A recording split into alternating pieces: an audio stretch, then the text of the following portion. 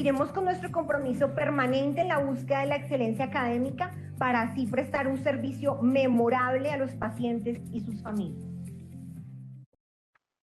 Muy buenas noches para todos y bienvenidos a una jornada más de Enfocados, espacio de educación continuada de nuestras clínicas del Country y de la Colina, el cual ha sido consolidado como una iniciativa del equipo de la Unidad de Cuidados Intensivos, liderado por la doctora Carolina Guarín, jefe de Cuidado Crítico y de Trasplante Renal.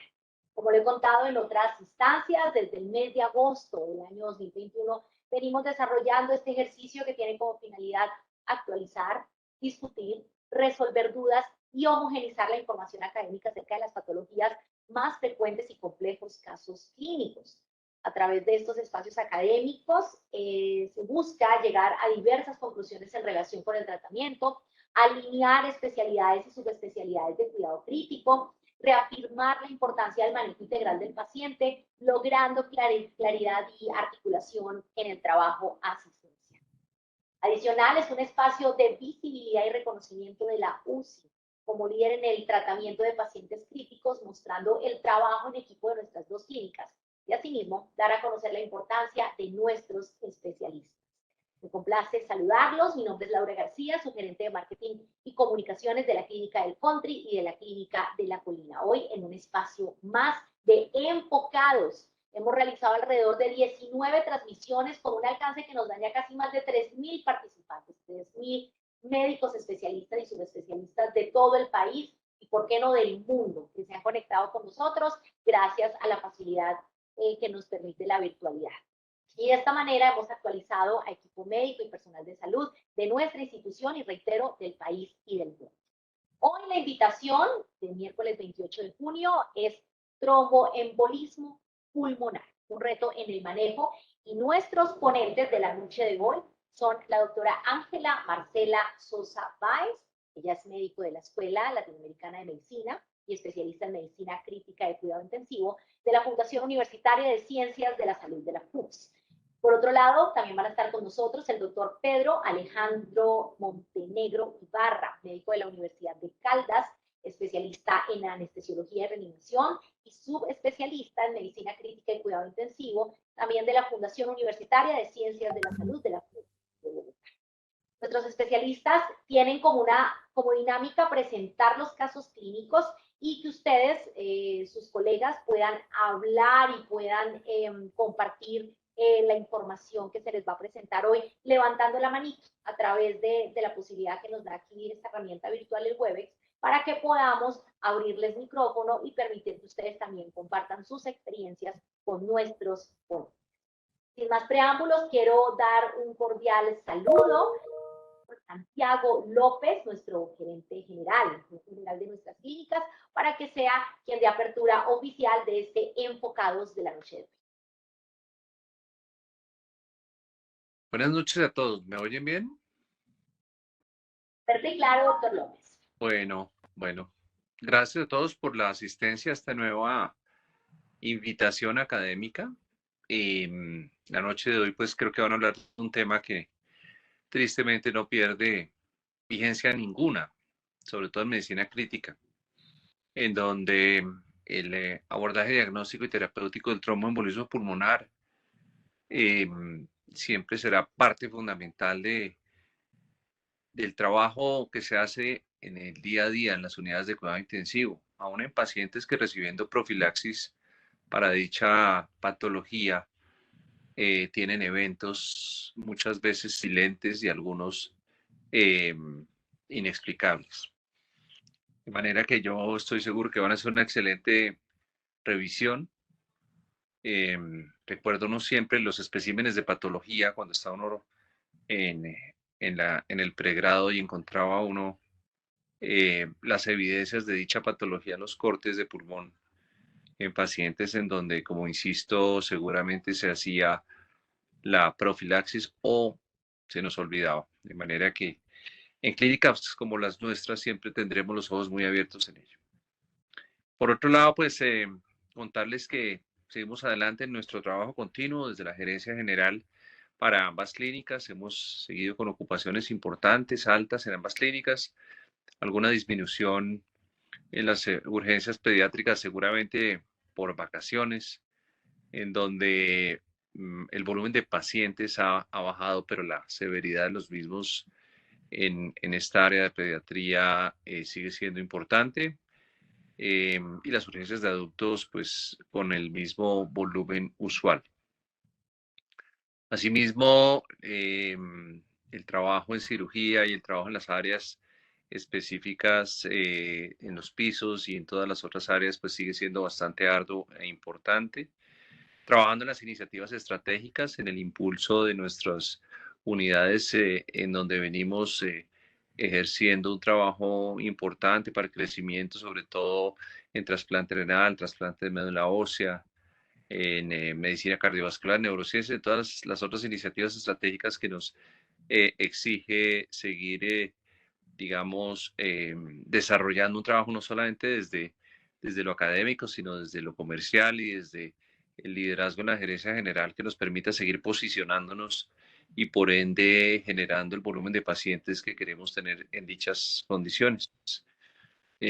Contarles que seguramente por estos días van a empezar a haber algunas intervenciones de arquitectura en remodelación. Vamos a remodelar la unidad de cuidado intensivo de adultos del cuarto piso de la clínica del Country, y en Clínica de la Colina vamos a pasar la unidad pediátrica, la unidad de cuidado intensivo pediátrica al sexto piso. Habrá también una remodelación en los quirófanos de la Clínica La Colina.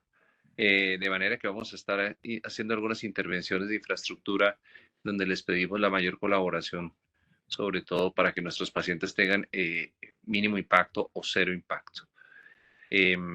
Nuestra unidad de medicina nuclear va avanzando bastante bien en el segundo piso de la Clínica del Country. Esperamos darle apertura oficial septiembre, por septiembre de este año. Y nuestro nuevo PET estará listo, si Dios quiere, enero o febrero del año entrante. También tendremos disponible para el primer semestre del año entrante seguramente nuestro nuevo angiógrafo. De manera que vamos creciendo y vamos dándole complejidad a nuestras unidades y ahí venimos trabajando intensamente en la posibilidad de contar el corto plazo con otras ayudas tecnológicas muy equiparables con lo que nuestra competencia ya tiene y con lo que tenemos definitivamente que asegurarle a nuestra organización, y les iremos contando. Un abrazo grande a todos y ya los dejo con Alejandro, nuestro director médico de Clínica del Country, el doctor Alejandro Ramos. Un abrazo grande a todos.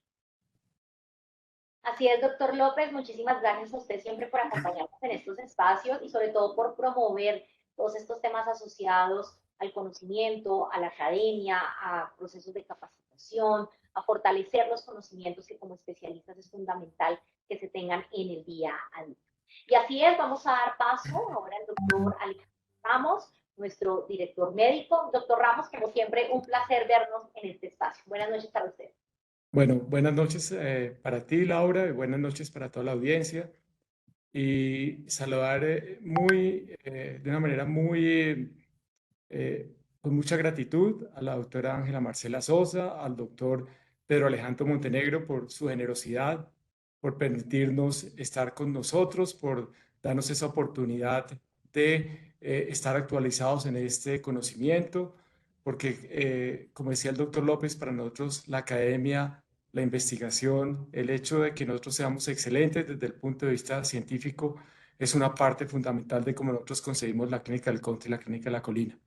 Para nosotros, el hecho de mantenernos actualizados, para nosotros la academia, para nosotros el entrenamiento médico-científico es absolutamente importante y es una bandera de no solo de la dirección médica, sino también de la alta gerencia. De verdad, y de nuevo agradecer a la doctora Sosa y al doctor Montenegro por esa disposición con nosotros, y también recordar a la doctora Carolina Guarín en su parte organizativa y en esa iniciativa tan importante que es que tengamos este espacio total de actualización y de conocimiento.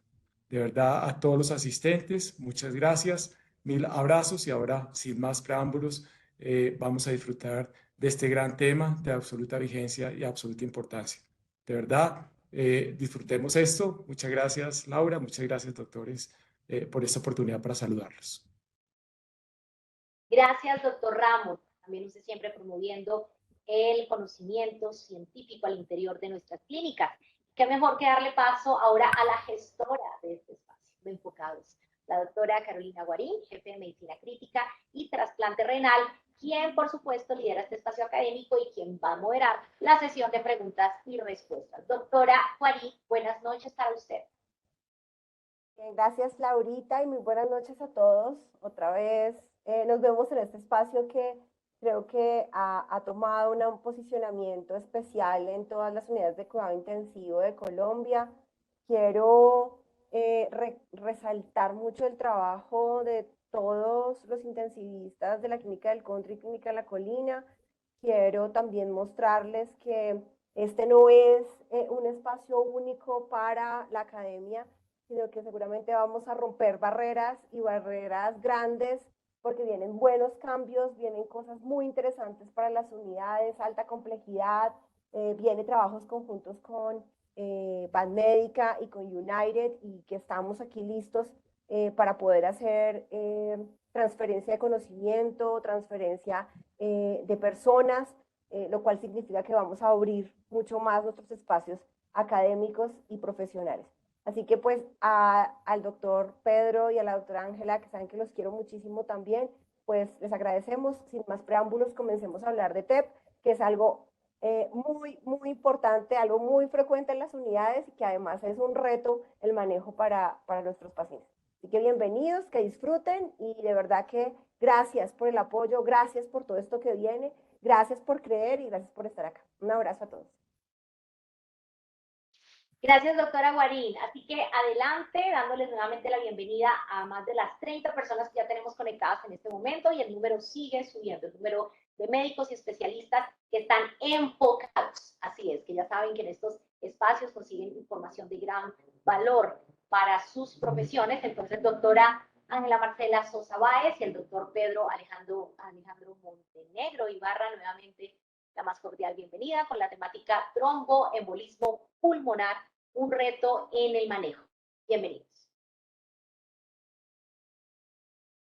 Buenas noches, doctor López, doctor Ramos, doctora Guarín. Buenas noches a todos. Gracias por estar en este espacio. Gracias por permitirnos hacer partícipe de esta organización, de estos espacios de enriquecimiento académico a todos nuestros colegas. Y un momento, compartimos pantalla.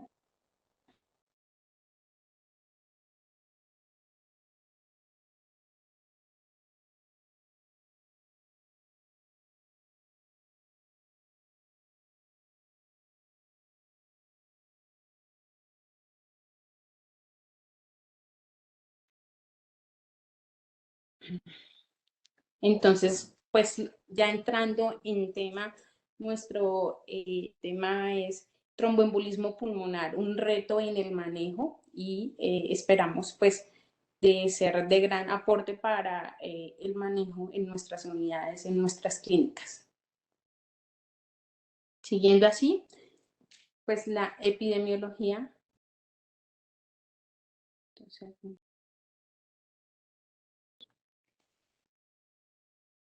¿me escuchan? Perfecto, te escucho perfecto. Doctora. Entonces, siguiendo así, pues la epidemiología, el tromboembolismo pulmonar es una de la tercera causa de muerte tanto en el país como en Estados Unidos y en Europa. Se dice que la incidencia anual de tromboembolismo puede ser de 39 a 115 por cada 100.000 habitantes. Vemos que tiene mayor incidencia en los hombres y va teniendo mayor incidencia con el aumento de la edad, siendo 8 veces mayor en los adultos mayores de 80 años. Así vemos que también es el 35% de los responsables de muerte súbita y causa más de 300.000 muertes en Estados Unidos.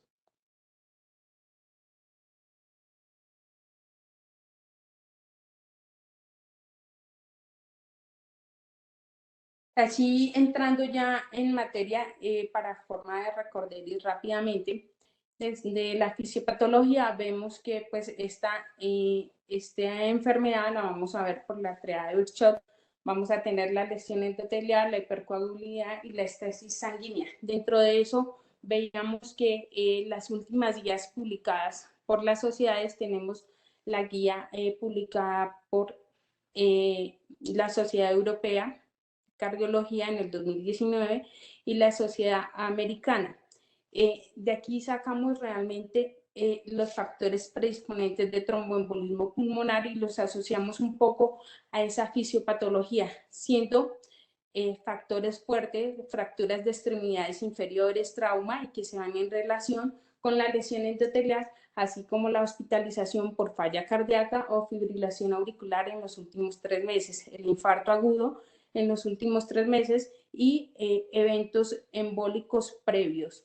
Y en relación a estasis sanguíneas, reemplazo de cadera o de rodilla y lesión de médula espinal. Vemos que factores predisponentes moderados con un odds ratio de 2 a 9, vemos que pueden ser los catéteres y los electrodos intravenosos, que inclusive podemos tener en nuestros pacientes. En relación a la hipercoagulabilidad, muchas patologías, entre ellas cáncer, infecciones, la trombofilia, la trombosis venosa, la enfermedad inflamatoria intestinal, las transfusiones, quimioterapia, todos los agentes estimulantes de la eritropoyetina, reemplazos hormonales, la terapia anticonceptiva oral y con estasis sanguíneas, eventos cerebrovasculares asociados con parálisis, así como cirugías artroscópicas de rodilla. Y vemos cómo los factores predisponentes débiles o con un ratio menor a 2, puede ser diabetes mellitus, hipertensión arterial, obesidad, edad avanzada, un factor débil, el embarazo, la insuficiencia venosa, la inmovilidad, el reposo en cama mayor a 3 días y la cirugía laparoscópica. Entonces, aquí vemos un poco a cómo vamos a estratificar el riesgo o cuál es el objetivo de estratificar el riesgo en esta enfermedad. Realmente vamos a tener 2 objetivos principales. Uno, que es tener el riesgo de mortalidad temprana o a 30 días, y el otro es establecer el mejor tratamiento para nuestros pacientes.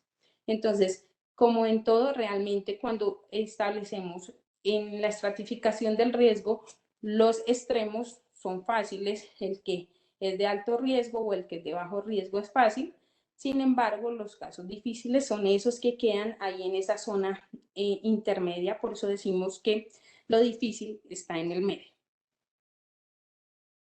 Aquí vemos tomado de la guía de la Sociedad Española de Cardiología, vemos pues cómo los indicadores de riesgo, según cómo los clasifiquemos, va a ser alto riesgo dado por inestabilidad hemodinámica, que tengamos PESI, una escala de PESI positiva mayor a 3, 4 o un PESI simplificado mayor a 1, como vamos a tener disfunción del ventrículo derecho, ya sea en el ecocardiograma torácico o en la angiotomografía, y también como el valor de troponinas nos puede dar también un valor pronóstico y nos puede ayudar a que esto se clasifique como riesgo alto.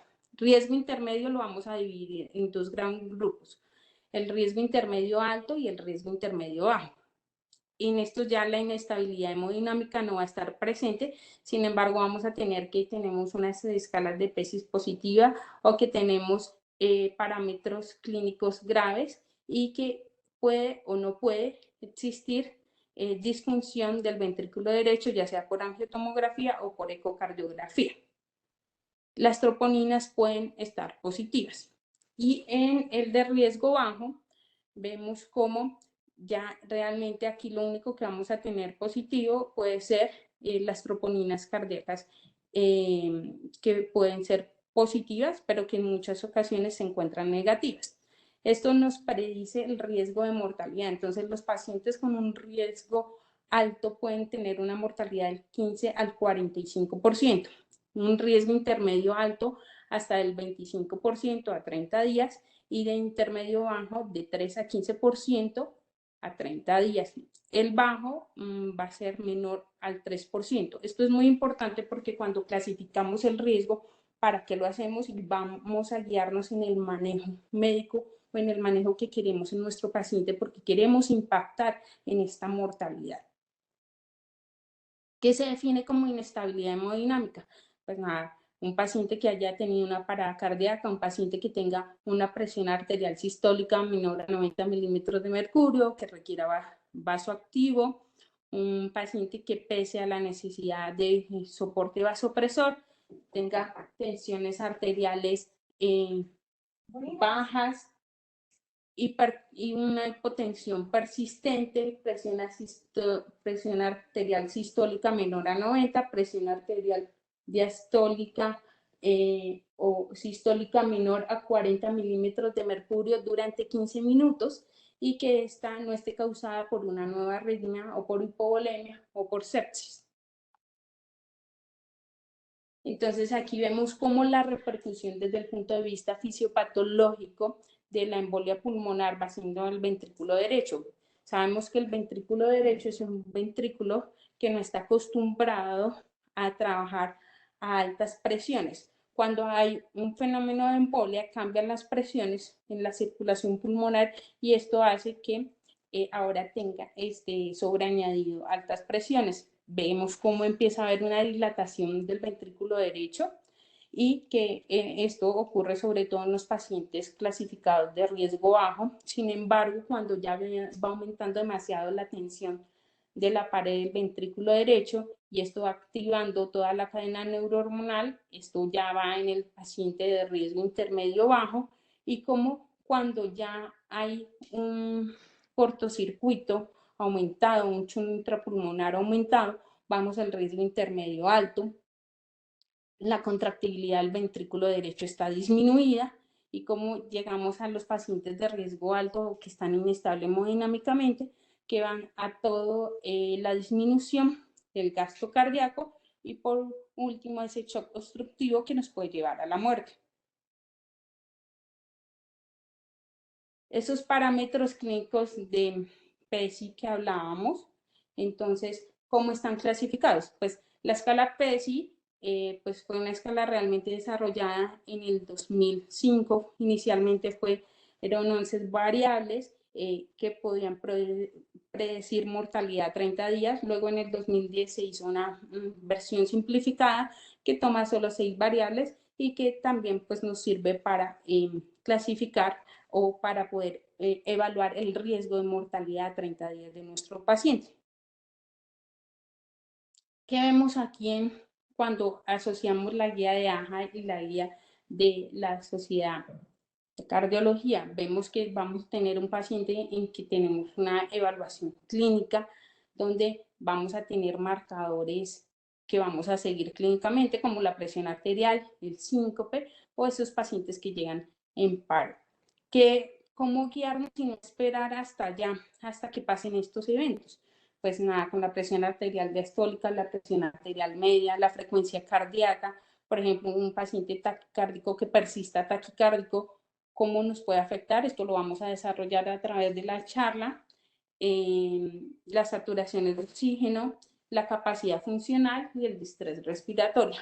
Con respecto a los biomarcadores, con respecto a la troponina, el ProBNP, sabemos de las troponinas, biomarcadores que se pueden asociar a mortalidad según su valor positivo y como pues también al mismo tiempo lactato o la tasa de filtración glomerular que nos habla de un compromiso hemodinámico del paciente. Como la ecocardiografía nos va a mostrar desde el inicio si este paciente está respondiendo o no respondiendo al manejo, hablando de la dilatación del ventrículo derecho.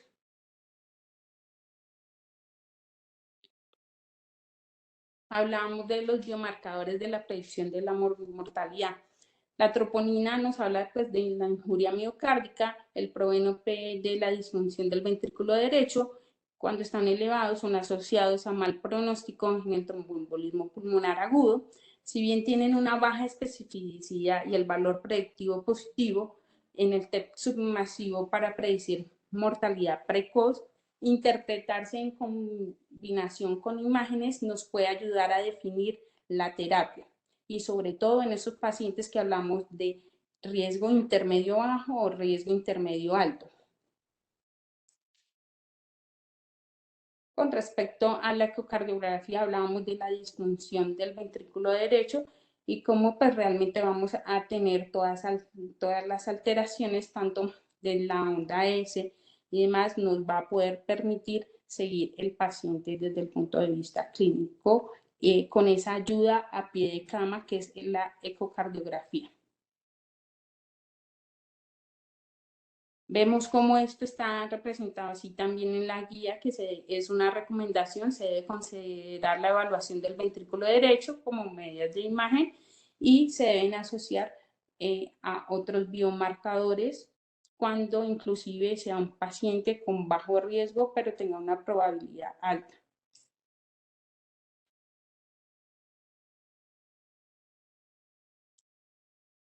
Bueno, muy bien. Buenas noches a todos. Ofrezco mil disculpas pues inicialmente porque estoy un poco disfónico. Haré todo lo posible para que me puedan entender. Bueno, muy bien. En el cuidado intensivo hay cosas que todos debemos saber, que es obligado saberlo. No tenemos opción. En el cuidado intensivo tenemos que saber cuándo un paciente se puede trombolizar y tiene un infarto de miocardio, cuándo se tromboliza, cuándo podemos poner una trombolisis a un paciente con una ACV. Eso lo debemos saber siempre. Cosas que de pronto se nos pueden escapar, pero estas cosas nunca se nos pueden escapar. En cuanto al tromboembolismo pulmonar, es una patología, como ya hemos dicho todos, pues, que se da todos los días llega tromboembolismo pulmonar a la unidad. Todo es tromboembolismo pulmonar, pero todos sabemos que nada es tromboembolismo pulmonar. Siempre el diagnóstico diferencial para absolutamente todo en la unidad va a ser tromboembolismo pulmonar. No va a ser difícil, no va a ser fácil algunas veces, perdón, el diagnóstico, pero unas veces sí va a ser mucho más fácil y se podrá manejar mucho más fácil también. En este caso, ¿cómo iniciamos nosotros en la unidad el manejo de estos pacientes con tromboembolismo pulmonar? Me encantaría ahorita cuando puedan ustedes ver algunos casos que tenemos, que me ayuden y participen.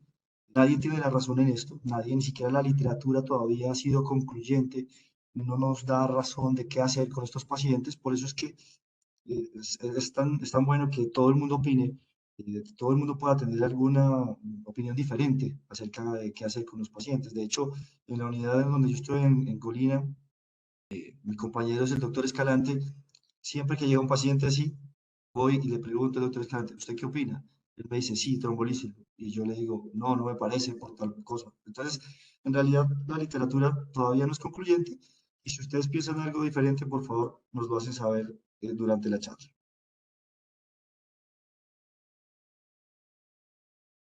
Bueno, ¿qué hacemos con los pacientes? Inicialmente sospechábamos un tromboembolismo pulmonar, iniciamos anticoagulación, a menos de que tenga una contraindicación para ello. Confirmamos un tromboembolismo pulmonar y continuamos con anticoagulación, claramente. Es la piedra angular del manejo de esta entidad. Debemos hacer entonces, como Ángela lo dijo en un momento, la estratificación. Inicialmente debemos saber qué tenemos en la unidad, el paciente qué tiene. Por eso es que es tan importante que nosotros sepamos de este tema. Saber si es un tromboembolismo pulmonar masivo o de alto riesgo, un tromboembolismo pulmonar submasivo de riesgo intermedio o un bajo riesgo en tal caso. Masivo, bueno, hay unas definiciones anatómicas inicialmente que hablaban de la oclusión de 2 o más arterias lobales o la oclusión de más del 50% de la vasculatura pulmonar. Sin embargo, seamos realistas, los intensivistas, el 80% de los intensivistas, en esos me incluyo, no sabemos leer angiotax. No sé dónde está el trombo, yo a veces no tengo ni idea de dónde está, pero tiene tromboembolismo pulmonar. El radiólogo es el que me ayuda y me dice, vea, hay un tromboembolismo pulmonar. Entonces, en realidad, un criterio anatómico para nosotros los intensivistas no es práctico. ¿Qué hacemos? El estado hemodinámico. Una definición hemodinámica para clasificarlo como masivo, que ya Ángela lo haya tomado antes, paciente con una embolia pulmonar que esté ya certificada, con una hipotensión sostenida, con una sistólica menor de 90 milímetros por al menos 15 minutos, que requiera soporte vasopresor, que tenga un déficit de pulso o parada cardíaca con una frecuencia cardíaca menor de 40%, perdón, 40 por minuto, y que tenga choque. El submasivo, paciente con embolia pulmonar sin hipotensión. pero que va a tener dos cosas importantes. O una disfunción del ventrículo derecho, dada por los cambios que ya nos había comentado, principalmente los biomarcadores, o en la ecografía, en la dilatación del ventrículo derecho, los cambios electrocardiográficos adicionales, y, o la injuria miocárdica, que se da principalmente en nuestro medio por la elevación de la troponina. Por eso es supremamente importante que todos nuestros pacientes que tengan confirmado un tromboembolismo pulmonar tengan un ecocardiograma, un BNP, una troponina. Absolutamente todos los pacientes deben tener esto. ¿Para qué? Para poder clasificarlos y saber en realidad qué estamos tratando. Hay muchos pacientes que se ven estables porque la tensión arterial sistólica no está por debajo de 90, pero si usted les hace un ecocardiograma, aunque no se vea clínicamente, pueden tener dilatación del ventrículo derecho, pueden tener falla cardíaca derecha. Adicionalmente está, perdón, el bajo riesgo. El bajo riesgo es que no tenga absolutamente nada de esto, que no tenga hipotensión obviamente, pero que tampoco tenga ni disfunción ni injuria miocárdica. Hablamos de esto también, la clasificación de PESI nos da el índice de severidad, nos da la mortalidad, con esto pues nos ayudamos también a clasificar a los pacientes. Ustedes dirán, pero ¿por qué ponen esta diapositiva tanto en esta charla? Porque esto es clave, esto es la parte clave de la charla. Con esto nosotros sabemos qué vamos a hacer posteriormente, ¿listo? Ya está más que explicada, espero se la memoricen. Y iniciamos. Primer escenario, paciente 46 años, un paciente joven, disnea de inicio súbito, posoperatorio día 3 de una reducción de fractura de tibia con dolor torácico y diaforesis, con un dímero de 16.345, un angiotac positivo para unas cifras tensionales con 85-42 de tensión arterial, una frecuencia cardíaca en 134 y una frecuencia respiratoria en 22 por minuto. ¿Ustedes qué piensan de este paciente? ¿Qué está haciendo? ¿Cómo lo estratificamos inicialmente? ¿Alguien quiere, creo que es el escenario más fácil, alguien quiere aportar algo, quiere opinar algo? Ya saben, nadie tiene la razón en esto. Pero bueno, en este escenario sí tiene que tener la razón.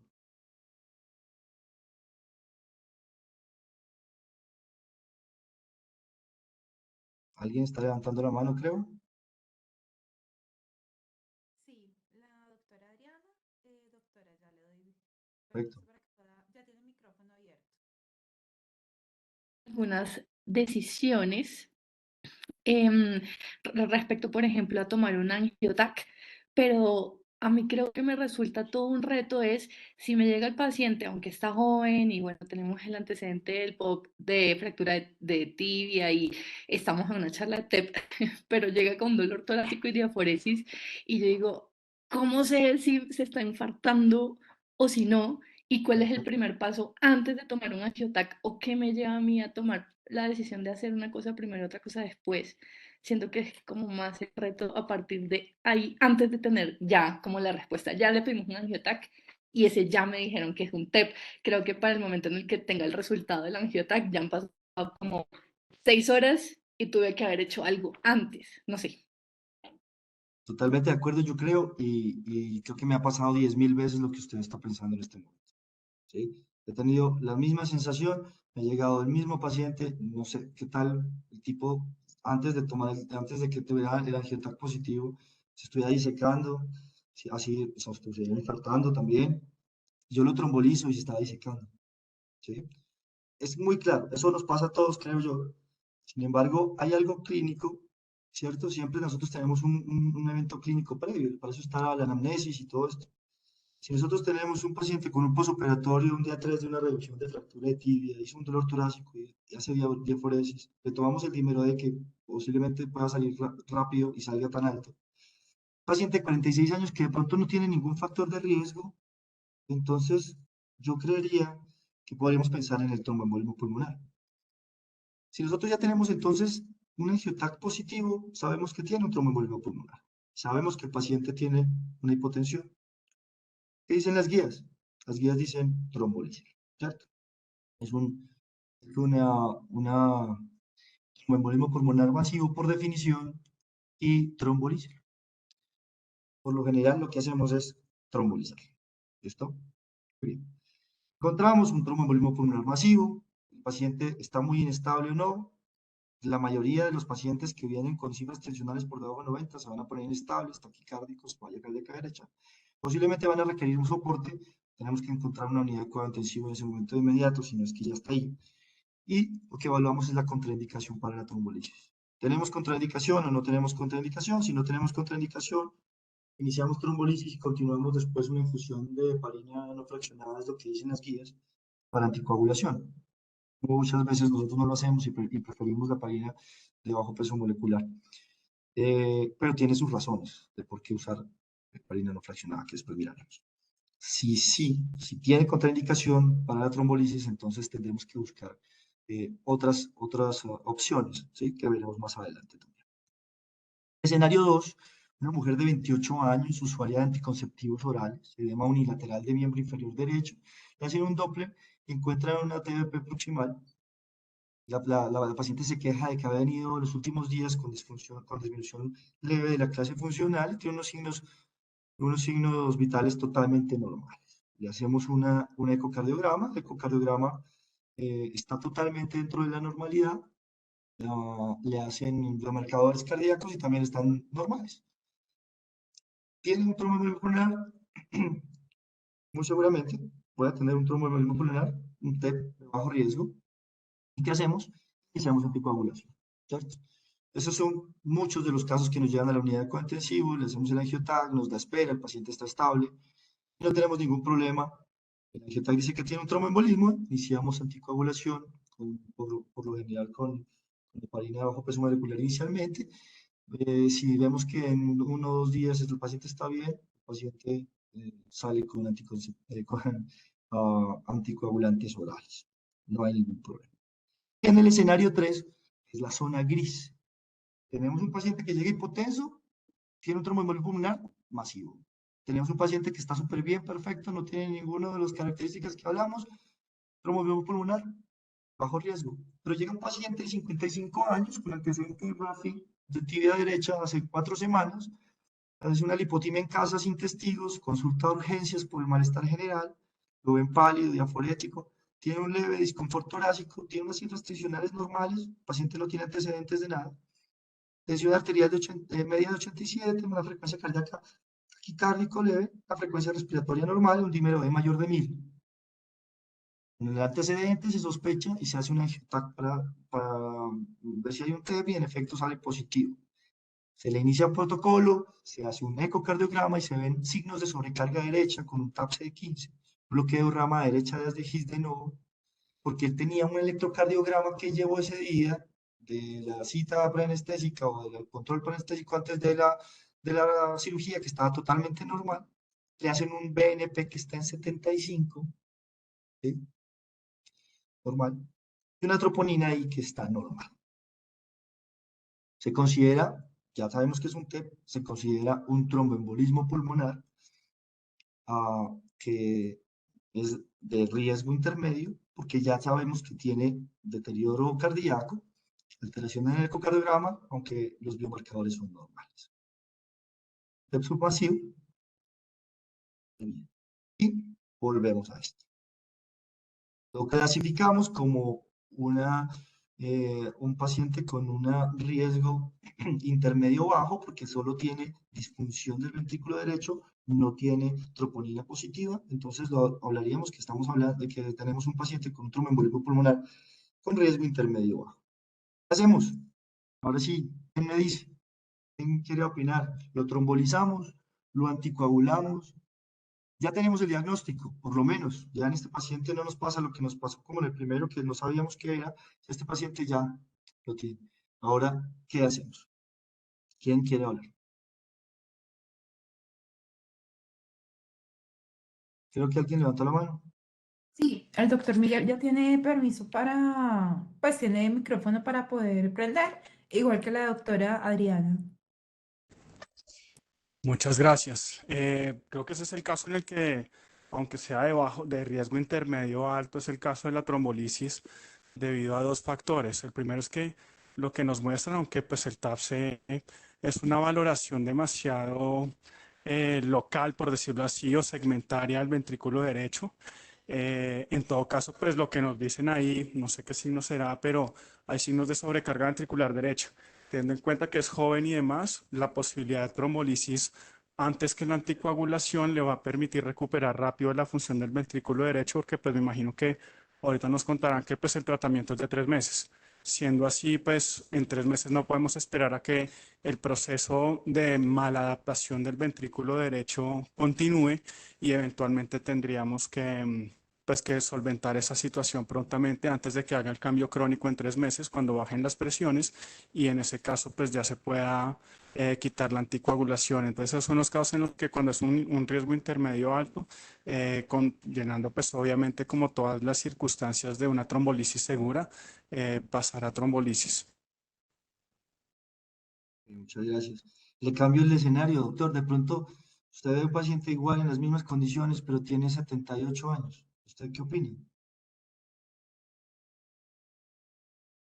En términos generales, si no tiene ninguna contraindicación para hacerlo, los medicamentos están, digámoslo así, probados en términos de su dosis, su velocidad y la forma de infundirlos, que deberían dar tranquilidad al hacerlo.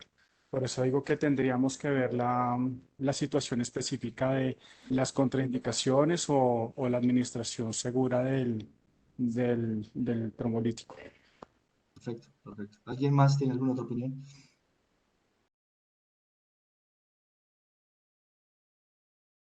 No, Doc, solo para, o sea, perdón, corto ahí un poco lo de este caso en particular.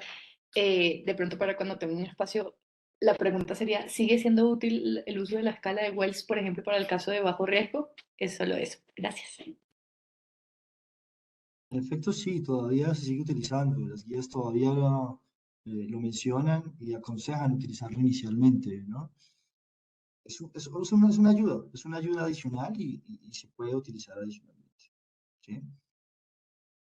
Pero muy bien, entonces, Sí, sin embargo, son para cosas diferentes, ¿no? O sí, sea, el Wells es para hacer el diagnóstico, de acuerdo. pero digamos que el riesgo no es con el Wells, ¿no? El Wells es un ejercicio, Eso, digamos, mental y para clínico para hacer el diagnóstico. para algo clínico, demográfico, tenemos el peso, en este caso. Pero en los criterios de Wells sí todavía se usan, claro, para hacer un correcto diagnóstico. En lo que hablábamos inicialmente, cuando no sabemos en realidad si puede ser un TEP o no. Bueno, si nadie más tiene alguna otra opinión acerca de qué hacer en estos pacientes, pues veamos qué dice la literatura acerca de eso. Hicimos una amplia revisión, encontramos dos metaanálisis importantes. Había muchos metaanálisis, pero en realidad los más importantes, y 4 ensayos clínicos aleatorizados, que en realidad absolutamente todos los ensayos se basan todos los metaanálisis se basan en esos ensayos, porque quizás son los estudios más grandes que hay, los que más peso le dan a casi todos los metaanálisis que encontramos. Inicialmente encontramos este ensayo clínico salió publicado en el New England del 2002, el estudio MAPPET, hecho por el doctor Constantinides, se hizo en Alemania con 49 centros, fue un ensayo clínico autorizado doble ciego, donde utilizaron heparina no fraccionada más 100 miligramos del teplase versus heparina no fraccionada más placebo. 256 pacientes en pacientes con tromboembolismo pulmonar submasivo, que es lo que nos importa en realidad, ¿cierto? Que es la zona gris. Entonces, por eso es que es importante. ¿Cuál fue el endpoint primario? La muerte hospitalaria o deterioro clínico que requirió escalonamiento de tratamiento. Es importante saber esto porque es un objetivo compuesto, ¿cierto? No solamente hablan de muerte, sino que hablan de muerte y requerimiento de escalamiento terapéutico. ¿Entendido como? Infusión de soporte vasopresor, trombolisis secundaria, requerimiento de trombolisis secundaria, intubación orotraqueal, reanimación cardiopulmonar, embolectomía quirúrgica, emergencia o fragmentación del trombo por catéter en caso de ser necesario. Es muy importante tener eso en cuenta. Esta es la tabla de la población, muy similar. Lo único que es un poco diferente es que en los pacientes, curiosamente, que usaron placebo, tenían un patrón de S1Q3 en el electrocardiograma, pero el resto son muy similares las dos poblaciones. Endpoint primario, entonces, si ustedes se dan cuenta, en este estudio, aleatorizaron 118 pacientes con heparina y alteplase y placebo 138, Si se dan cuenta, las causas de todas las muertes en realidad no tienen ninguna significancia estadística. Tienen una P que da 0.71. En realidad, la mortalidad no se relaciona mucho con el uso o no del alteplase en esta tabla. El escalonamiento del tratamiento, al contrario, sí se ve que tiene una significancia estadística, con una P de 0.004. Entonces, el endpoint primario es positivo, se dice que se beneficiaría de tener heparina con alteplase, pero porque es compuesto. Si ustedes se dan cuenta, el tratamiento, el escalamiento del tratamiento es el que hace que en realidad esa P sea validera, ¿sí? En los secundarios, en los endpoints secundarios, el embolismo pulmonar recurrente, el sangrado mayor, todo esto, en este estudio no tuvo significancia estadística, tal vez porque la muestra tampoco fue muy grande en estos pacientes. Entonces la Kaplan-Meier se ve que, perdón, se ve que la tasa de supervivencia pues es muy parecida en los dos grupos. En realidad la mortalidad no se ve mucho. El grupo de trombolisis tuvo menor deterioro clínico. Eso sí es una conclusión que saca el estudio, que tiene una P significativa. No hay diferencia en mortalidad a 30 días en estos pacientes. No se encontró en realidad, ¿sí? Ya hablamos del objetivo compuesto. Y tampoco encontraron entonces diferencias en el riesgo de sangrado para estos pacientes. Viene el estudio más grande que quizá que ha ido para este tema, publicado en el 2014 en el New England Journal, también en el cual está incluido el doctor Constantinides, un ensayo que se llamó el Python Trial, en 2014, como les digo, ensayo autorizado, doble ciego, con 13 países de Europa, pero no usaron alteplase, usaron tenecteplase más heparina no fraccionada versus heparina no fraccionada más placebo. También lo usaron en pacientes con tromboembolismo pulmonar submasivo, o sea, que tenían intención arterial normal y tenían algún deterioro, ya sea del ventrículo o una disfuria miocárdica. El endpoint primario fue el mismo, o muy parecido al estudio anterior del 2002, con muerte o descompensación hemodinámica, pero durante los 7 días posterior a la autorización. La muestra fue de 1.006 pacientes. Esta fue la tabla poblacional, muy similares también entre las poblaciones. Tenecteplase 506 pacientes, placebo 499. Bueno, el endpoint primario pasa, si ustedes se dan cuenta, pasa lo mismo que pasó con el anterior estudio. La descompensación hemodinámica tiene una P que tiene de 0.002, que tiene una significancia estadística, pero la muerte por cualquier causa no lo tiene, ¿sí? Tiene un odds ratio que coge el 1. Entonces, en realidad no es estadísticamente significativo. Adicionalmente a eso, si ustedes se dan cuenta, en la parte de abajo, la muerte por todas las causas a 30 días del estudio tampoco tuvo una diferencia estadísticamente significativa, ¿sí? Estamos viendo que casi las mismas conclusiones iniciales del primer estudio, pero ahora, cuando la muestra es más grande, ¿sí?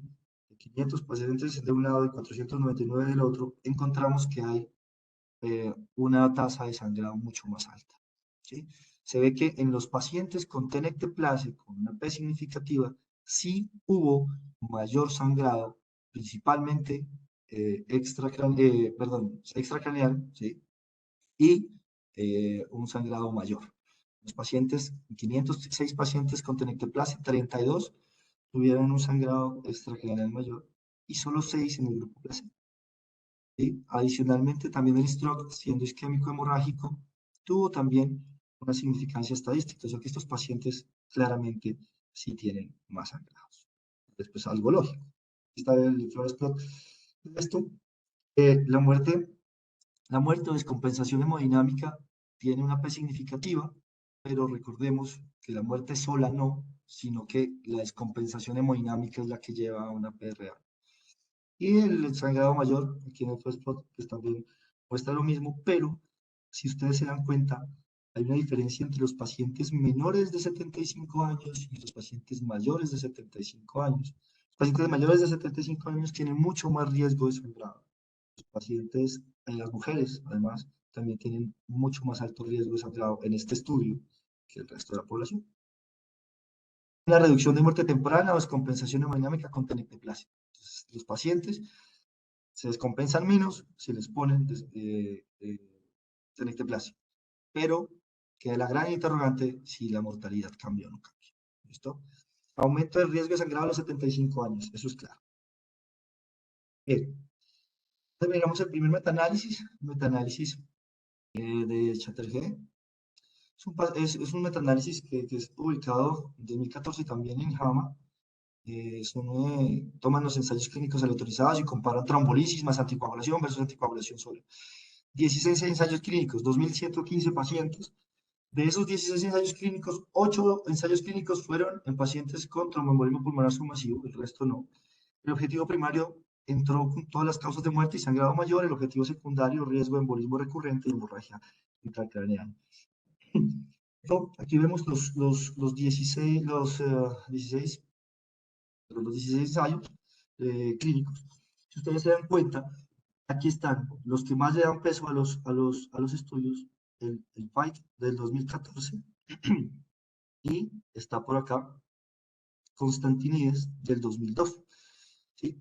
Esos dos estudios son los que más pacientes tienen y pues, los que seguramente tendrían que dar mayor objetivo, ¿no? Aquí vemos dos estudios principales en los cuales sí vieron que había un factor protector para los trombolíticos, que fue un estudio de Fasuolo en el 2011, que tenía más o menos 70 pacientes solamente de muestra. Pero hay otro, que es el de Jerges y Sánchez, que tenía 8 pacientes, ¿sí? Entonces, en realidad, la significancia y el peso estadístico de esos estudios no era muy bien. En cambio, los otros radio del FEITO del 2014, ¿sí? Están entre 0.24 y 1.82, 0.66. Y el Constantines también, en el 2002 sí dio pues un poquito, bueno, perdón, de 0.37 a 7.09. O sea, tampoco tiene una diferencia significativa. Sin embargo, si ustedes se dan cuenta, hay aquí un factor protector al final con una P en 0.01. Tengamos en cuenta que el I cuadrado, pues la heterogeneidad de los estudios fue importante también, bastante diferentes los estudios. No queda muy claro esto, no le creemos mucho tampoco pues, a esto. Lo cogemos entonces los pacientes solamente con tromboembolismo pulmonar submasivo, cogemos solo los 8 estudios que ellos vieron que podían ser de tromboembolismo pulmonar submasivo, y vuelve otra vez Feito, y vuelve otra vez Constantinides en el 2002, que ponen la mayor muestra, y aquí otra vez la P está en 0.03. ¿Sí? La heterogeneidad disminuye un poco en esta parte del estudio, pero igual el objetivo como tal del estudio no fue ese, entonces pues en realidad no es muy claro. Entonces, los resultados pues de interés como tal, la causa de mortalidad, en este estudio como tal refieren que para ellos fue significativa, para ellos se disminuyó la mortalidad en pacientes con el grupo con trombolisis, el sangrado sí fue mayor también en los pacientes con trombolisis. El embolismo pulmonar recurrente fue mayor también en los pacientes que no se les puso trombolisis. A ellos tuvieron recurrencia en ese embolismo. La edad, pacientes mayores de 65 años, no hubo mayor cambio. Aquí sí muestra que no hubo mayor cambio en la mortalidad como tal de estos pacientes, poniéndoles trombolítico o no, pero el sangrado sí fue mucho más importante en los pacientes mayores de 65 años. En los pacientes menores de 65 años, ni la causa de mortalidad cambió, ni el sangrado fue mayor que en los que no les pusieron pues, anticoagulante. La terapia trombolítica fue asociada a menor mortalidad por todas las causas en TEP, incluso en el subgrupo de disfunción. No queda muy claro eso, ya vamos a ver por qué. Y también dice que hay mucho mayor sangrado en pacientes que tienen más de 65 y el sangrado es menor en pacientes, o no se presenta esa diferencia en pacientes menores de 65 años. Entonces, ¿qué pasa? ¿Qué problema tenemos con este estudio? Hay una heterogeneidad de los estudios grandísimo, las variaciones en las definiciones de todo, de tanto la inestabilidad hemodinámica como la hemorragia mayor, menor, la disfunción del ventrículo derecho son muy grandes. Hay distintas dosis como tal de trombolisis y hay diferentes agentes trombolíticos. Recordemos, el estudio inicialmente no estuvo hecho para pacientes en la zona gris, en el tromboembolismo submasivo. Entonces eso también lleva a que haya cogido pacientes con tromboembolismo pulmonar masivo, en quienes sí está certificado que eso puede mejorar. Adicionalmente está el estudio del Top Code de 2014. Este estudio es muy interesante porque mide las consecuencias de 5 a 90 días, ¿sí? Aproximadamente. Y lo que hace es definir la sensación de bienestar o no bienestar en los pacientes trombolizados y no trombolizados con respecto al tiempo. Fueron 87, lo malo es que fueron muy pocos pacientes, 83 pacientes, 40 con tenecteplase y 43 con placebo. Y este estudio estuvo hecho en pacientes que en la zona gris también, ¿no? ¿Cuál fue el objetivo? Definir si incrementa la probabilidad de un resultado favorable después del embolismo pulmonar de alto riesgo, ¿sí? Esta fue la tabla de poblacional, y esto es lo más importante de esto. Pacientes con placebo referían que había menor percepción de bienestar, ¿sí? Con respecto a los pacientes con tenecteplase. La capacidad funcional de los pacientes con tenecteplase, al parecer, era mejor que la capacidad funcional de los pacientes con placebo. Eso lo midieron con la caminata de 6 minutos, con la encuesta SF36, intentaron validar todos para poder medir estas situaciones. Aquí está la gráfica de barras, en donde se observa lo mismo. En efecto, que la baja percepción de bienestar en los pacientes con placebo fue mucho más alta, y la capacidad funcional o la pobre capacidad funcional en estos pacientes también refirieron que fue mucho más alta. El problema, muestra muy pequeña, hubo un modesto incremento en la probabilidad de buenos resultados con tenecteplase, ¿cierto? Y fue muy relativo inicialmente, pues porque a pesar de que ellos trataron de validar sus escalas, pues en realidad es muy subjetivo la sensación que en algunos momentos, cuando lo hacen en las encuestas, es muy subjetivo la sensación. Y tampoco, por la muestra tan pequeña, pues tampoco hubo posibilidad de ver si había sangrados o no como eventos adversos. Muy bien. Y el otro metaanálisis importante, el de Nakamura. Este fue del 2012, con 1.510 pacientes, y este metaanálisis se centró un poquito más en el TEP submasivo, solamente en los pacientes en la zona gris. El objetivo fue valorar el efecto de terapia trombolítica, mortalidad, recurrencia, deterioro clínico y sangrado. Son 6 ensayos clínicos, y adivinen qué pasó. En el 2002, el estudio de Constantinides. En el 2014, el estudio de Fate. El Top Code que acabamos de hablar, también lo metieron ahí, pero pues esos dos estudios del 2002 y 2014 son los que marcan pues como tal la base de todo lo que sabemos de esto, porque son los pacientes, los estudios que más pacientes han brindado. Aquí están toda la causa de mortalidad. Ahora sí es claro, toda la causa de mortalidad, cogiendo los estudios que solo tienen un tromboembolismo pulmonar submasivo, ¿sí? De riesgo intermedio, aquí encontramos que no tiene significancia estadística. No hay un factor protector de la trombolisis en mortalidad como tal. El embolismo pulmonar recurrente, tampoco encontramos, si ustedes se dan cuenta, que haya alguna significancia estadística. Los pacientes con el objetivo compuesto, que ya habíamos hablado en los dos estudios previos, ¿qué pasó? En esos pacientes tampoco hubo, como tal, este es el embolismo recurrente, tampoco hubo, pero en el que ya habíamos hablado, deterioro clínico, aquí lo vemos. El deterioro clínico en los pacientes, a diferencia de la mortalidad, cogiendo solamente el deterioro clínico, sí fue significativamente estadístico. Los pacientes que usamos tenecteplase, en ellos el deterioro se vio que no se excedió como si pasaba con los pacientes que tenían placebo. En sangrado mayor, como tal sangrado mayor, no hubo diferencia significativa, pero miren ustedes la heterogeneidad de los estudios. Tiene un I cuadrado de 52%. Entonces, en realidad no es muy claro. Ese concepto pues no queda muy claro en ese estudio. La diferencia del sangrado intracraneal, perdón, que sí tiene una significancia estadística, tiene un factor de daño cuando hay trombolisis, y el sangrado menor igualmente. terapia trombolítica no disminuye la incidencia de mortalidad, ya lo sabemos, ya lo hemos visto en los otros estudios, solo el de JAMA pues, nos dice que sí puede mejorarla, pero no es muy confiable. La trombolisis disminuye la incidencia del endpoint compuesto de mortalidad y deterioro clínico. Sí, correcto, pero por deterioro clínico, no por mortalidad.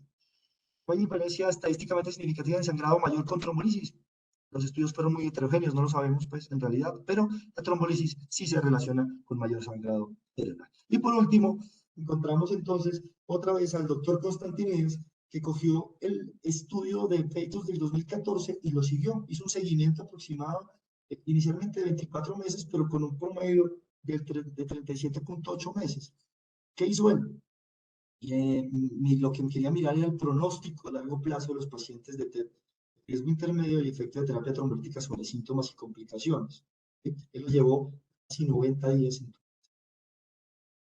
perdón, a 24 meses, mínimo, con un promedio de 37. Entonces, en la tabla poblacional cogieron a casi todos los pacientes, bueno, casi todos no, alguna parte de los pacientes que eran del estudio peitos, otros no quisieron participar, pero igual no hubo ningún cambio entre la población que se escogió para eso con la población que no se escogió. Ellos en el estudio también equiparan las dos poblaciones, la que no se estudió con la que sí se estudió, y tampoco había diferencias en las poblaciones de forma importante.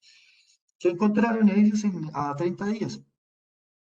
Que en realidad las causas de muerte por cualquier otra cosa o por el seguimiento como tal no fueron significativas en pacientes que recibieron tenectoplasia y pacientes que no recibieron tenectoplasia a 30 días. Entonces fue la Kaplan-Meier de este estudio. Si ustedes se dan cuenta, a lo largo del tiempo la mortalidad fue la misma. No hay reducción, tampoco. Este estudio evalúa disnea residual, limitación funcional y disfunción persistente del ventrículo derecho. No hubo diferencia en este estudio,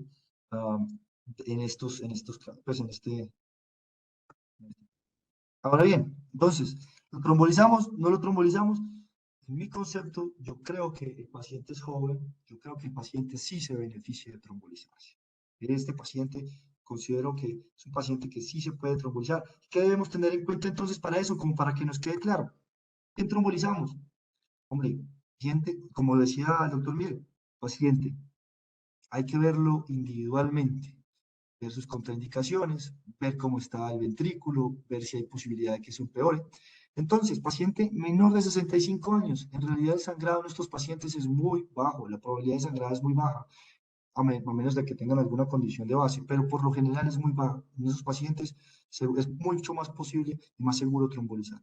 Si el paciente tiene un deterioro clínico evidente o evidencia de potencial deterioro futuro, hay que trombolizar. El paciente merece ser trombolizado, ¿sí? Tenemos tiempo para estudiarlo, o sea, no tenemos que, en este paciente no es el paciente masivo que tenemos que trombolizarlo ya, este paciente podemos evaluarlo 24 horas, 48 horas y podemos ver cómo va el curso clínico y definir si necesita o no necesita la trombolisis. Evaluar la contraindicación y evaluar el bajo riesgo de sangrado. Ya en estos pacientes así como este, nosotros ya no sabemos, ya no decimos si lo trombolizamos o no. En muchos de ellos sí los vamos a trombolizar. Lo que tenemos que ver es más bien el riesgo que tiene el paciente con la trombolisis, ¿sí? No si se tromboliza o no, sino qué riesgo tiene con la trombolisis en este tipo de pacientes. Cuando lo pensamos dos veces, pacientes mayores de 65 años, no está contraindicada la trombolisis, eso es claro, no está contraindicada, pero pensémoslo dos veces, pensémoslo y miremos cuál es el riesgo. En pacientes mayores de 75 años, en estos pacientes, pensémoslo 3 veces o 4 veces si es necesario. Hay cosas ahora nuevas de las que nos va a hablar la doctora Ángela, que podríamos utilizar y el riesgo de sangrado puede ser menor. ¿O qué podemos hacer? Utilizar la mitad de las dosis del trombolítico. Hay otro estudio que se llama el estudio MOPET del 2012, que no lo puse acá porque pues, no tenía mucha significancia, pero lo que sí hicieron ellos, importante, cogieron el alteplase y no le dieron 100 miligramos a los pacientes, sino le dieron 50 miligramos y se dieron cuenta que con los 50 miligramos tenían los mismos resultados de los pacientes que le habían puesto los 100 miligramos. Entonces, se podría utilizar la mitad de la dosis del trombolítico. Y Si el paciente no tiene deterioro clínico, se estabiliza, pues también hay que pensarlo muy bien.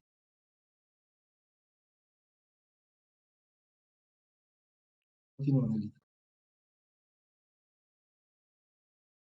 Bueno, continuando con nuestros casos clínicos, mujer de 37 años, no tiene ningún antecedente de interés, presenta una disnea súbita, un dolor torácico opresivo no irradiado, asociado tiene parestesias en ambos miembros inferiores, enrojecimiento y dolor en miembro inferior izquierdo.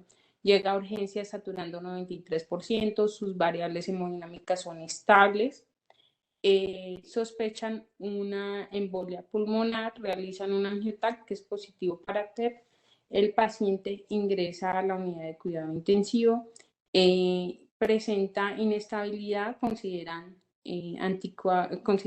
fibrinolisis, sin embargo, el paciente presenta un deterioro, una desaturación del 57% y requiere intubación orotraqueal. Entonces, aquí, ¿qué otras medidas podemos tener para manejo? Ya lo trombolizamos, ya está en anticoagulación. ¿Qué más podríamos tener como medidas de manejo? En estas pacientes vemos que existen otras posibilidades, que es el manejo endovascular para el tromboembolismo pulmonar.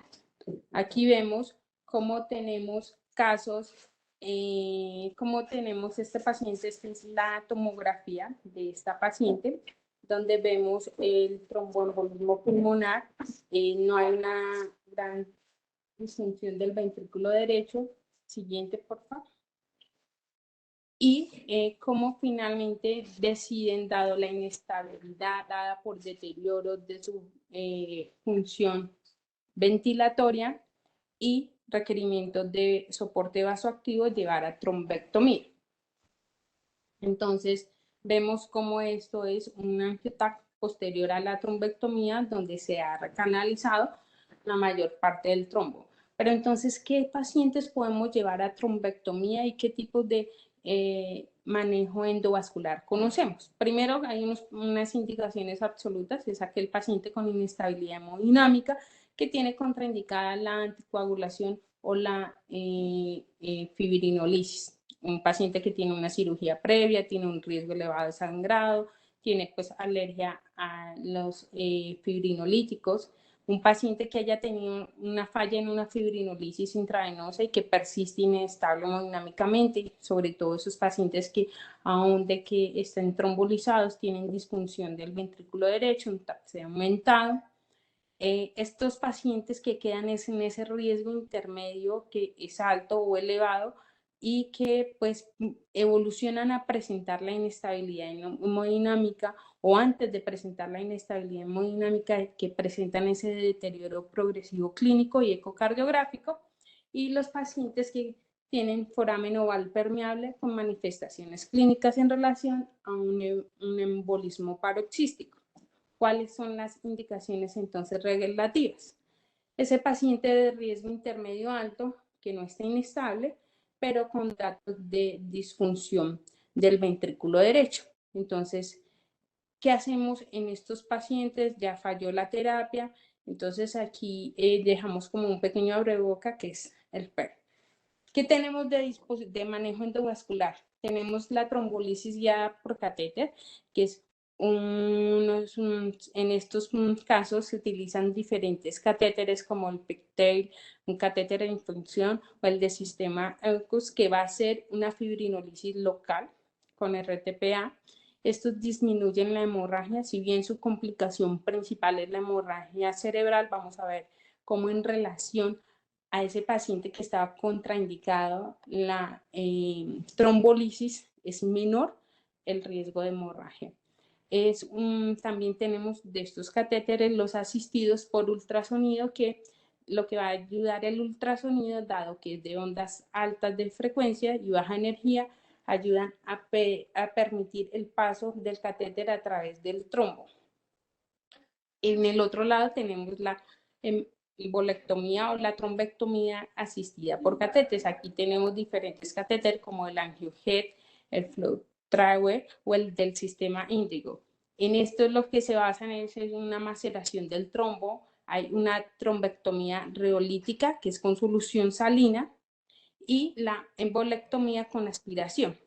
¿Qué debemos considerar entonces en estos pacientes? Debemos considerar cuál es el riesgo de sangrado, cuáles son pues realmente los síntomas de severidad, el compromiso del ventrículo derecho, el estado funcional del paciente previo a la embolia pulmonar. Estos pacientes además que tienen cáncer, dado que pues los pacientes con metástasis tienen mayor riesgo de sangrado. Las características del trombo, el trombo proximal tiene un mejor resultado, los trombos en tránsito tienen un menor resultado.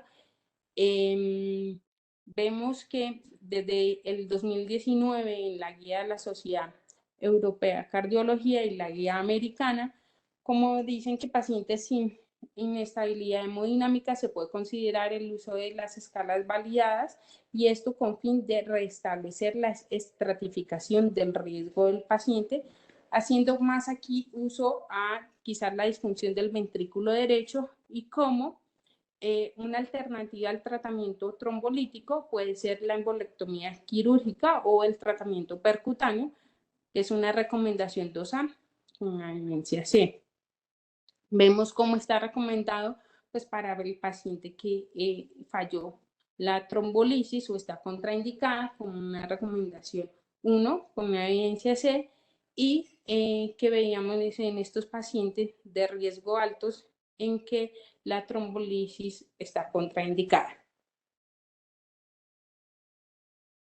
Como además no se recomienda pues el uso de la trombectomía en pacientes con riesgo intermedio bajo o bajo, que realmente pues puede llegar a ser una terapia agresiva.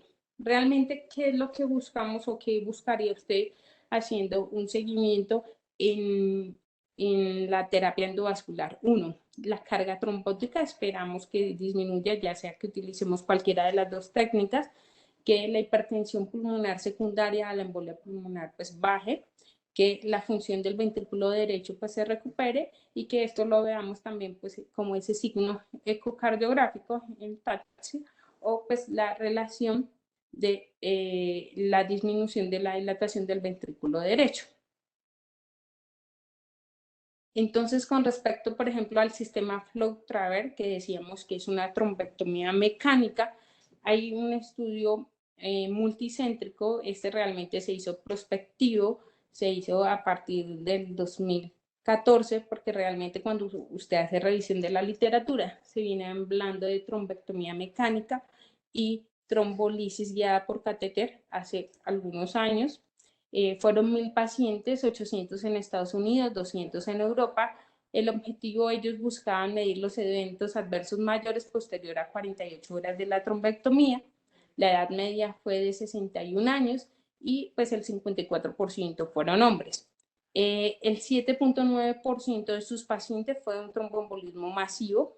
No hubieron muertes intraprocedimiento, sin embargo, a las 48 horas hubieron 2 muertes por cualquier causa.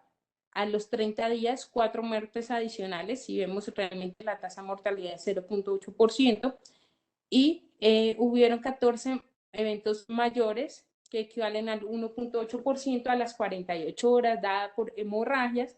Hemorragias mayores realmente fueron los 15 eventos, que fue 1.4%, y que vemos que pues realmente tiende a ser un método que seguro si sabemos a qué realmente pacientes llevar a la terapia endovascular. Las mejoras hemodinámicas, como vemos, pues se logró una caída de la presión arterial de la arteria pulmonar media, hay un aumento del índice cardíaco con valores de P significativa, y a las 48 horas la relación ecocardiográfica del ventrículo derecho sobre el ventrículo izquierdo disminuyó 1.23 veces, siendo significativa. Además que clínicamente la disnea grave disminuyó del 66 al 15%, y esto es permitir que nuestros pacientes regresen a casa con una buena función. La trombectomía mecánica en la tromboembolia pulmonar aguda en el riesgo intermedio. Hablábamos de que está muy claro, pues bueno, el que estuvo contraindicado la fibrinolisis probablemente eso lo llevemos a trombectomía, pero ese paciente que estuvo ahí en el riesgo intermedio alto, ¿qué vamos a hacer? Entonces encontramos un estudio realizado en España, de hecho publicado en el año 2021. Ellos lo que hicieron fue seguir 18 meses sus pacientes, hicieron 42 pacientes en quienes realizaron la trombectomía. Lo siguieron a las 24 horas con variables hemodinámicas, respiratoria, hablando de gases, clínicas y la evolución ecocardiográfica, donde veían el diámetro del ventrículo derecho, TAPS en la onda S y la hipertensión pulmonar. Como vemos, realmente vemos una P significativa con relación a la función pulmonar. Vemos como pretrombectomía encuentra una PAFI de 186 y posttrombectomía 287. Y como pues las medidas ecocardiográficas mejoran significativamente. En cuanto a la hipertensión pulmonar, no tuvo tanto significado en este estudio. Vemos cómo hay varias revisiones de casos donde nos siguen mostrando cómo es la experiencia de cada centro en donde se hace la trombectomía y cuáles fueron sus indicaciones. Como, por ejemplo, aquí hay 4 pacientes, realmente son media, son 75. Vemos que la causa fue la trombosis venosa profunda, que fueron diagnosticados tanto por angioTAC como por ecocardiograma, que tenían contraindicación ya sea porque tuvieran hematoma subdural, neoplasia cerebral o cirugía mayor, que tenían hipertensión pulmonar y que posttrombectomía, pues en esto sí mostró resultado, y que el seguimiento a 6 meses se encontraban pacientes asintomáticos. ¿Qué dice entonces en comparación al catéter asistido por ultrasonido versus pues, la trombolisis, el tromboembolismo pulmonar? Entonces tenemos el Sunset, realmente ellos se quedan con 81 pacientes, a 40 realizan la trombolisis local asistida por catéter, con catéter de ultrasonido, y A41 lo realizan con catéter estándar, es decir, con el catéter. El point que ellos realmente buscaban era si había disminución en los índices de shock. Vemos cómo posttrombectomía se puede mostrar. Sin embargo, en este estudio no se estandarizó que alguno de los dos grupos tuviera algún protocolo bien guiado, o no es claro el protocolo bien guiado. Fue un estudio de fase 2 y pues lo que buscaba en su endpoint era la reducción también de los trombos. No habían endpoint clínicos. El reclutamiento de pacientes fue 4 años, realmente fue muy espaciado. A 20 pacientes fue claro el protocolo, que fue Optalice, menor a 8 horas posterior a su publicación, y pues realmente concluimos que este estudio es una muestra pequeña con bajo poder. Vemos otros estudios que, por ejemplo, el catéter asistido con ultrasonido pues, cuál es el valor realmente de este estudio. Vemos que lo que nos dio es que no es superior a la trombolisis estándar dirigido por un catéter convencional y que las diluidaciones mayores a las infusiones después de la trombolisis localizada fue diferente. Entonces, todos se preguntarán realmente cómo es el protocolo de una terapia endovascular guiada en un catéter asistido. Realmente casi siempre lo utilizan bajo guías ecográficas. Aquí vemos cómo hay una comparación en qué terapia endovascular utilizan. Casi todos o algunos utilizan el filtro de vena cava inferior intentando evitar la migración de trombos. Es un catéter de 5 French, no hidrofílico, guiado. Depende el protocolo que tenga, pueden tener el catéter Pigtail, que va sobre una guía y va midiendo la presión de la arteria pulmonar. Una vez logra estar bien ubicado, se avanza una sonda de ultrasonido a través del catéter y dentro del trombo se administra un bolo de 2 miligramos de Tecneteplas por el catéter. También continúan con una infusión, en muchos casos con infusión de heparina no fraccionada, que se inicia según el normograma, buscando PTT de 60 a 80 segundos y se ajusta según el normograma, dado que se inicia a 18 unidades kilo-hora. ¿Cuándo se suspende esta terapia? Cuando el fibrinógeno está menor a 150. ¿Por qué? Por el riesgo de sangrado. ¿Cuál es el mayor riesgo de sangrado? Pues el sangrado cerebral. ¿Qué más podemos ver? Todos estos estudios y esta zona gris que hablábamos, que es ese paciente de riesgo intermedio, es difícil a veces para un solo clínico tomar la decisión en que estoy, ¿cierto? ¿Cuál es la mejor terapia? Entonces, desde el 2019, inclusive las guías recomendaban los equipos de rápida respuesta al tromboembolismo pulmonar. Y aquí tenemos el FER, que es eso que sigue. ¿Qué es el FER? Pues es ese equipo multidisciplinario que va a estar en carga, pues compuesto por estos especialistas que estamos ante esta embolia pulmonar siempre, el urgenciólogo, el internista, el cardiólogo, el radiólogo. No tiene que tener todos estos integrantes, pero sí hay algunos que son elementales y que lo que han mostrado, como vemos siguiendo las diapositivas, que pueden disminuir el riesgo de mortalidad de esa zona gris, de estos pacientes de riesgo intermedio alto o bajo. Digamos que hablábamos que es muy fácil saber cuál es que se va a llevar a trombectomía, pero estos que quedan en esa zona gris son los difíciles. Entonces, pues aquí es donde debemos discutir multidisciplinariamente quién es candidato. Entonces vemos en la revisión de la literatura cuál es la evidencia que ha mostrado estos equipos de respuesta rápido, y es la propuesta que pues también traemos con Pedro, pues para la formación de estos equipos de respuesta. Lo que vemos es, por ejemplo, aquí tenemos un caso publicado en el 2019 en el American Journal of Cardiology, el impacto del equipo multidisciplinario de respuesta. Lo vemos que es en la clínica Cleveland, son 769 pacientes, se diagnosticaron angioTAC por TEP. Estos se estudiaron 18 meses antes de que estuviera el equipo de respuesta y 18 meses después de que estuviera el equipo de respuesta. Lo que se encontró fue una disminución de la mortalidad a 30 días de los pacientes hospitalizados. Y aquí vale la pena tenerlo en cuenta. De 8.5% disminuyó a 4.7%. Y esto pues sí puede ser significativo.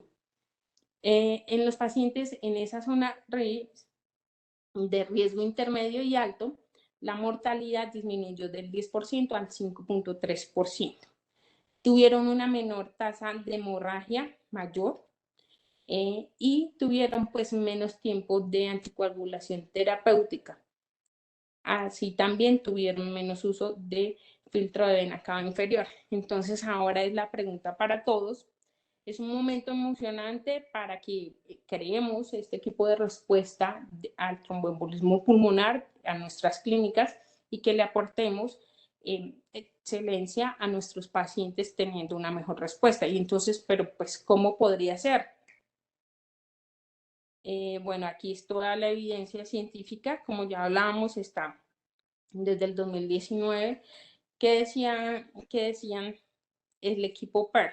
Está el urgenciólogo, está el intensivista, tuvo la sospecha clínica del tromboembolismo pulmonar y pues solicitó el angioTAC es positivo. Entonces el radiólogo ve, por ejemplo, la sobrecarga del ventrículo derecho o esa alta carga embólica y le avisa directamente por un mensaje o por una llamada al urgenciólogo y se activa ese equipo PER. Aquí tenemos que ya existe el PER Consorcio, que ellos realmente ya tienen un tratamiento de algoritmo, que era como el resumen de qué hacer en esos pacientes de riesgo intermedio o de esos pacientes de tromboembolismo masivo, como vemos, submasivo. Como vemos, es la consulta a PER y que esto se maneja como un código stroke en los pacientes también de riesgo masivo. Bueno, pues no sé, dudas, preguntas, estas son propuestas que traemos y pues nada. No, pues mil gracias, Angelita, y a Pedro, mil gracias a todos por estar aquí con nosotros conectados. Yo creo que sí hay muchas cosas por hacer. El equipo de respuesta rápida seguramente tendrá que venir.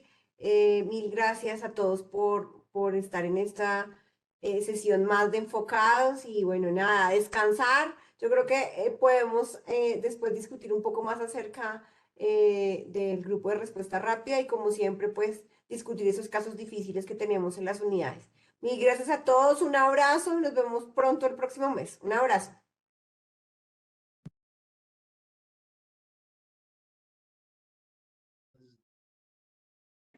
Muchas gracias a todos.